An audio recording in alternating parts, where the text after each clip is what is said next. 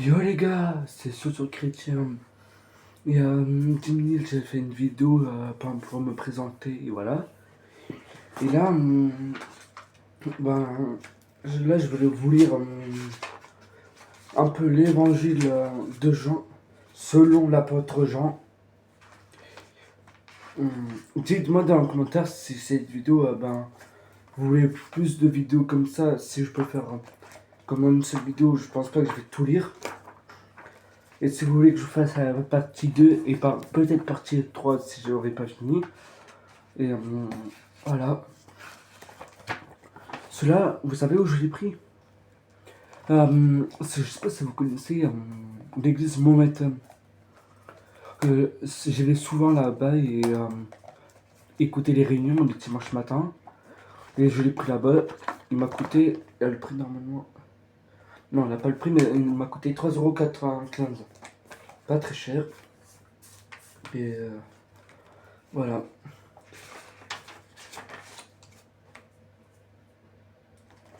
Alors. En plus, ce qui est bien, c'est que, comme là, comme vous voyez là, il a des petites vidéos à regarder. Pour exemple, la première vidéo, c'est pourquoi lire l'évangile. Il faut savoir, c'est bien de savoir pourquoi on lit ça. Bon, je vais commencer à lire. Aux origines, avant que rien n'existe, le Fils, expression de Dieu, était là. Il était face à face avec Dieu, étant lui-même Dieu de toute éternité, donc il était là face à face avec Dieu. Tout ce qui existe a été créé par lui. Absolument rien n'a pris naissance sans lui. Je pense que je vais lire. Attendez. Je regarde oui, chapitre 3.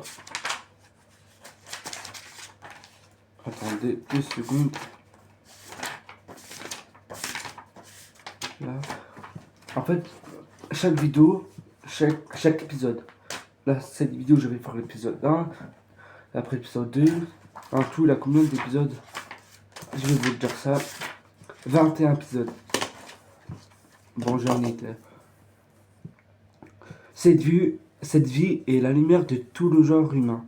La lumière rayonne vers les ténèbres, mais les ténèbres ne l'ont pas acceptée. Un homme a paru, envoyé par Dieu, il s'appelait Jean-Baptiste. Jean, tout le nom de l'évangile de Jean, ça parle de lui. Jean-Baptiste, il est venu pour être un témoin, pour dire la vérité au sujet de la lumière, afin d'amener tous les hommes à la foi. Il n'était pas lui-même la lumière. Il avait seulement pour mission de rendre témoignage à la lumière. C'est le Christ qui était la lumière véritable venant de ce monde. Celle qui éclaire tout être humain, en fait, il était déjà dans le monde, puisque le monde a été créé par lui. Et pourtant, le monde ne l'a pas reconnu. Il est venu chez lui et les siens ont refusé de l'accueillir. Quelques-uns, cependant, l'ont accueilli, ils l'ont cru en lui, ils ont placé leur confiance dans ce qu'il était. À tout cela, il a accordé le privilège de devenir enfants de Dieu. Peu importe leur race et leur sang,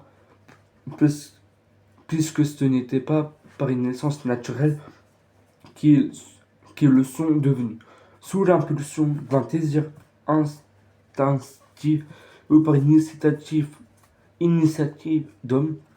Désolé que je bégaye, que j'arrive pas à trop à lire, je suis classé à P de commerce. C'est Dieu lui-même qui les a fait naître. Le Fils, expression de Dieu, s'est incarné, il est devenu homme et a vécu parmi nous. Oui, nous avons contemplé sa splendeur glorieuse, une splendeur que seul Fils unique envoyé par son Père pouvait posséder. Tout en lui n'était que grâce et vérité. Jean, son témoin, a proclamé publiquement: voici celui dont je voulais parler lorsque je disais: mon successeur m'a précédé, il a priorité sur moi car il existait déjà avant que je sois né. Nous avons tous été complets de ses richesses. Chacun de nous, en effet, a reçu sa part de la surabondance. Si vous savez ce que c'est surabondance, dites-moi dans les commentaires, s'il vous plaît. Divine qui le remplit. Il a déversé sur nous, l'une après l'autre, ses bénédictions et ses faveurs. En effet, si la loi nous a été donnée par l'entremise de Moïse, Moïse c'est un autre apôtre, la grâce et la vérité n'ont leur source qu'en Jésus-Christ. Personne n'a jamais vu Dieu, mais quelqu'un nous l'a révélé. Le Fils unique qui est lui-même Dieu et qui vit dans l'intimité du Père. Voici le témoignage de Jean. Lorsqu'il est responsable des Juifs, et les envoyèrent de Jérusalem une délégation de prêtres et de lévites, et lui demande qui es-tu. Il dit clairement la vérité sans se dérober et leur déclare ouvertement je ne suis pas le Christ, le Messie promis.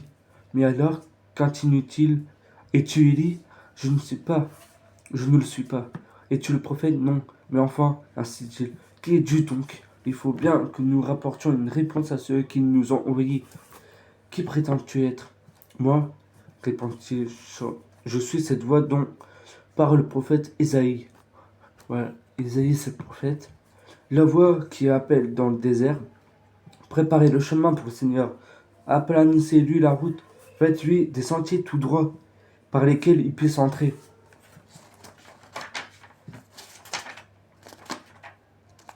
Okay. Les envoyés faisaient partie de la secte des pharisiens. Pharisiens, c'est ceux qui étaient chrétiens, mais contre le Messie. Et continue, je ne sais pas comment expliquer. Il continue à l'interroger. Si tu n'es ni le Christ, ni Élie, ni le prophète, pourquoi alors baptises-tu? Moi, leur répondit Jean, je vous baptise seulement dans l'eau. Mais au milieu de vous se trouve quelqu'un que vous ne connaissez pas. Il s'entrera en scène après moi. Il est vrai, mais il est plus grand que moi. Et je ne suis pas même digne de dénouer la lanière de ses sandales. Cela se passait à Béthanie, dans la Jordanie orientale, là où Jean baptisait. Le lendemain, Jean aperçoit Jésus qui se dirige vers lui. Et s'écria alors, voici celui que Dieu lui-même a destiné à se sacrifier comme un agneau pour enlever le péché du monde. C'est de lui que je voulais parler lorsque je disais, un homme me succédera. Il m'a précédé, il a priorité sur moi, car il existe déjà avant que je sois né. Moi non plus, je ne le connaissais pas. Mais si je suis venu le baptiser dans l'eau, c'est précisément pour le faire connaître au peuple d'Israël. Jean a rendu aussi cet autre témoignage.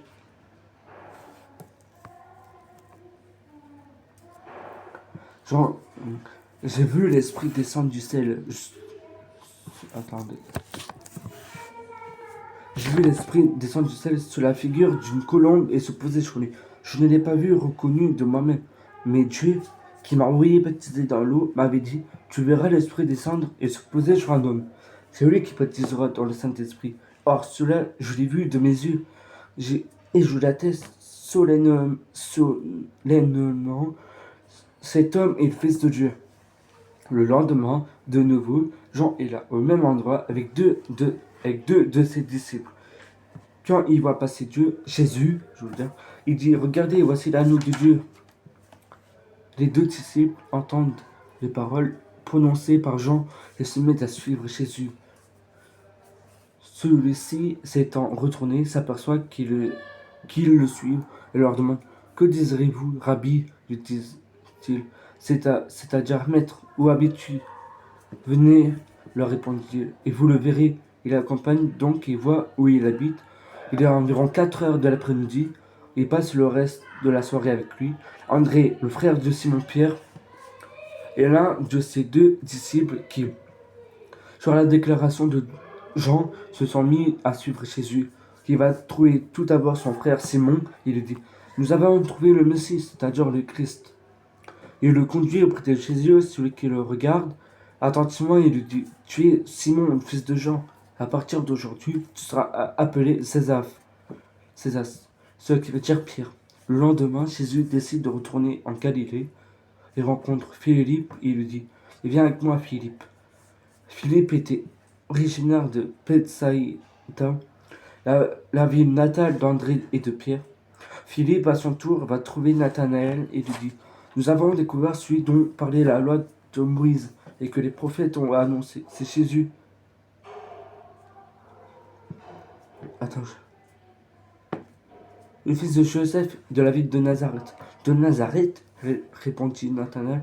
Qu'est-ce qui peut devenir de bon de Nazareth? Tu n'as qu'à venir et le voir toi-même, lui réplique Philippe. Jésus voit Nathanaël s'avancer vers lui. Alors il dit: Voilà un véritable Israélite, un homme sans arrière-pensée. D'où me connais-tu? Lui demande Nathanaël. Avant même que Philippe ne t'appelle, lui répond: Je t'ai vu lorsque tu étais assis sous le figuier. Rabbi, s'écrie Nathanaël, tu es le Fils de Dieu, le roi qu'Israël attend. Tu crois en moi, répond Jésus, parce que je t'ai dit que je t'ai vu sous le figuier. Tu verras de bien plus grandes choses encore. Il ajouta en s'adressant à tous: Oui, vraiment, je vous l'assure, à partir de maintenant, vous verrez le ciel et les anges de Dieu monter et descendre entre le ciel et la terre au service de Dieu, du Fils de l'homme, je veux dire. Voilà, le chapitre 1 est fini. Et dites dans les commentaires ce que vous en pensez du chapitre 1. Et dites si j'ai bien articulé, ce que je dois changer. Et dites dans les commentaires si un jour j'arriverai à créer une église. Et je voudrais vous raconter comment je suis devenu chrétien. Moi j'ai 15 ans, bientôt 16, le 26 septembre, dans 2 mois et 2 semaines. Et je suis devenu chrétien, au début j'étais chez mes parents. Ça s'est mal passé. Après je suis parti en famille d'accueil. J'ai fait des bêtises, je suis changé d'une autre famille d'accueil. Et ils sont chrétiens. Ils sont comme ça à me parler de Dieu, tout ça. Moi au début je ne croyais pas trop, bof. Après quand ils m'ont emmené à l'église, à Montméthum, à Bordeaux. Et c'est là où j'ai compris que vraiment Dieu existait. Et ça va faire bientôt 4 ans que je suis chrétien et j'y compte me faire baptiser. Et voilà. Et ça fait bientôt 4 ans que je suis chez eux et demain je partirai en foyer. Je partirai de chez eux. Je suis triste. Ça faisait 4 ans que j'étais chez eux. Voilà. Qu'est-ce que je veux dire d'autre? Et comme je disais, attendez 2 secondes. J'écris des phrases. Je sais pas si vous arrivez à lire. Par exemple, Jésus va marcher sur des peurs, un truc comme ça, ou un autre. Tu peux faire confiance à Dieu, truc comme ça. Et moi, ça me fait plaisir de partager ma passion chrétienne à vous. Et moi, ça me fait plaisir que vous partagez aussi avec moi. Et à 50 abonnés, je vais faire des lives chrétiens. Et voilà. Moi, ça me fait vraiment plaisir de faire des vidéos avec vous. Voilà. Et un truc que j'ai vu sur l'évangile de Jean. Par exemple, on a des questions à méditer. Voilà, on a des questions à méditer. Comme vous pouvez le voir, là, on peut écrire des choses. Si j'ai bien compris. Cette page de droite peut servir à prendre des notes. Vous y trouverez des commentaires explicatifs, mais aussi des liens internet qui vous redirigeront vers une vidéo explicative. Comme vous aurez pu voir ici. Alors, avant de les regarder, lisez bien le texte correspondant et essayez de répondre aux questions à méditer pour vous aider à saisir le sens du texte. Pour le visionner, vous avez 3 possibilités. Vous pouvez scanner le QR code, vous pouvez réécrire l'URL de la vidéo dans la barre d'adresse de votre navigateur. Vous pouvez accéder directement au numéro de la vidéo dans votre application web. Pour commencer, vous pouvez dès à présent regarder une première vidéo qui est une introduction à évangile.net. Cette vidéo vous donnera des éléments de contexte qui vous aideront à comprendre le sens global du livre de l'apôtre Jean tiré de la Bible. Bonne lecture. Bon, voilà, ça m'a fait plaisir de faire cette vidéo à vous. N'hésitez pas à vous abonner, à mettre des likes et ciao ciao.